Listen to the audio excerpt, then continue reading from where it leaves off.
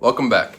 With mobility restored in step 2, we're ready for step 3, focusing on stability using Dynamic Neuromuscular Stabilization, or DNS for short. DNS is a cutting-edge approach inspired by how infants develop motor patterns. Think of it as tapping into your body's innate blueprint for movement. In this phase, we work on core stability and proper muscle activation. We start with basic positions like lying down on all fours to retrain your diaphragm, pelvic floor, and deep stabilization muscles. These exercises emphasize breathing and intra-abdominal pressure to create a stable base for all movements. Dynamic means we're not just holding static poses.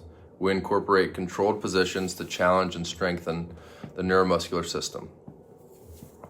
This helps to prevent re-injury by ensuring your muscles fire in the right sequence and with the right timing.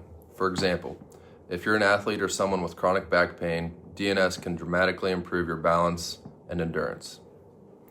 The beauty of this step is in its integration. Stability isn't isolated.